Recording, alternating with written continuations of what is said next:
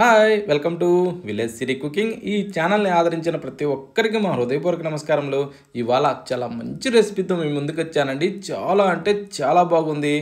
ఇలా ఇడ్లీలోకి కానీ, దోశల్లోకి కానీ, గుంత పొంగనాల్లోకి కానీ, బోండాల్లోకి కానీ ఇలా ప్రతి టిఫిన్స్లోకి సూపర్గా సెట్ అయ్యే రెసిపీ అండి.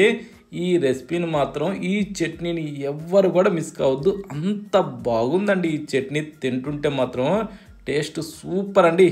ఎలా చేయాలో ఒక్కసారి మన కిచెన్లోకి వెళ్ళి చూద్దామా. కలర్ఫుల్గా చాలా బాగుంది.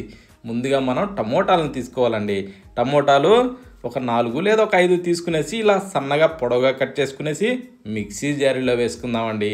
మిక్సీ జారీలో వేసిన తర్వాత ఇప్పుడు మనం ఏం చేద్దామంటే ఒక ఉల్లిగడ్డను కూడా కొంచెం పెద్ద ముక్కలుగా కట్ చేసి దాంట్లో వేసేసుకోవాలి. వేసిన తర్వాత ఇప్పుడు ఈ రెండింటిని మనం ఏం చేద్దామంటే గ్రైండ్ చేద్దామండి. ఓకేనా. గ్రైండ్ చేసి కొంచెం మెత్తగా పేస్ట్ చేసిన తర్వాత ఈ టైప్లో మనకి పేస్ట్ వస్తుంది. కానీ నీళ్లు పోసే అవసరం లేదండో, ఎందుకంటే టమోటాల్లో కానీ ఉల్లిపాయల్లో కానీ నీరు ఖచ్చితంగా ఉంటుంది కాబట్టి ఈ టైప్లో బురబురా అంటూ వస్తుంది. దీంట్లో సగం టేబుల్ స్పూన్ జీలకర్ర, కొద్దిగా అల్లం వేసుకుందామండి. ఇవి రెండు వేసినాక వెల్లుల్లి రెమ్మల్ని ఇలా మీద ఉన్న తోలు తీసి దాంట్లో వేసుకునేసి ఒక 4-5 ఎండుమిరపకాయలు వేసుకోవాలి. వేసిన తర్వాత 1 టేబుల్ స్పూన్ కారం వేస్తే సరిపోతుందండి. ఇవన్నీ వేసిన తర్వాత రుచి సరిపడా సాల్ట్ దాంట్లో వేసుకోవాలి.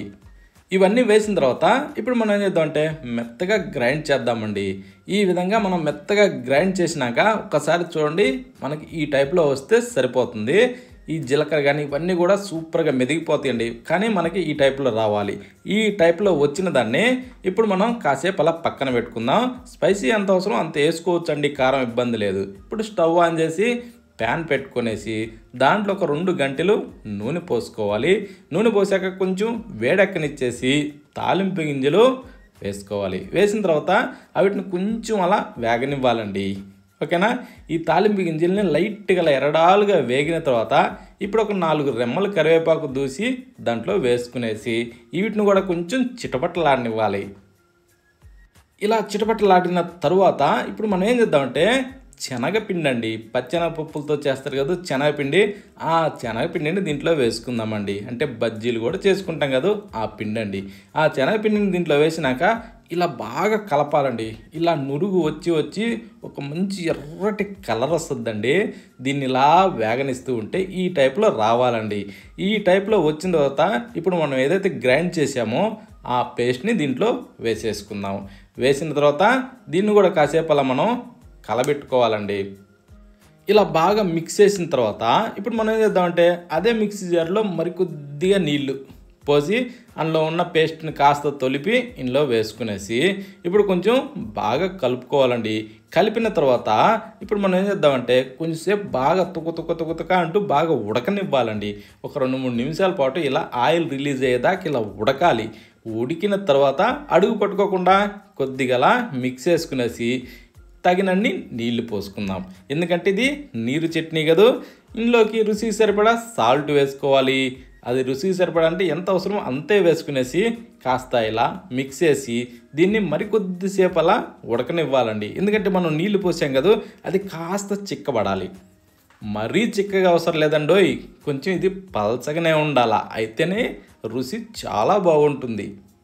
ఈ విధంగా వచ్చిన తర్వాత ఇప్పుడు మీదకించి 4 రెమ్మలు అలా కొత్తిమీరను చల్లుకునేసి కాస్త అలా మిక్స్ చేసుకొని ఇప్పుడు ఇక టేస్ట్ చూసి స్టవ్ ఆఫ్ చేసుకోవడమేనండి. స్టవ్ ఆపిన తర్వాత ఇలా వేడిగా దేనిలోకైనా సరే చాలా రుచిగా ఉంటుందండి. ఒకసారి ఈ విధంగా చేసి చూడండి, అప్పుడు మీరే అంటారు ప్రతిరోజు ఇలా చేసుకుంటేనే చాలా బాగుందని. నువ్వు ఇడ్లీలోకే కాదు, దోశలోకే కాదు, బోండా ఇలా దేనిలోకైనా సరే టేస్ట్ మాత్రం చాలా పర్ఫెక్ట్గా ఉందండి. ఎవరూ మిస్ కావద్దు. మంచి కలర్ఫుల్గా చిన్న పిల్లల నుంచి పెద్దవాళ్ళ వరకు ప్రతి ఒక్కరు కూడా ఇష్టంగా తింటారండి.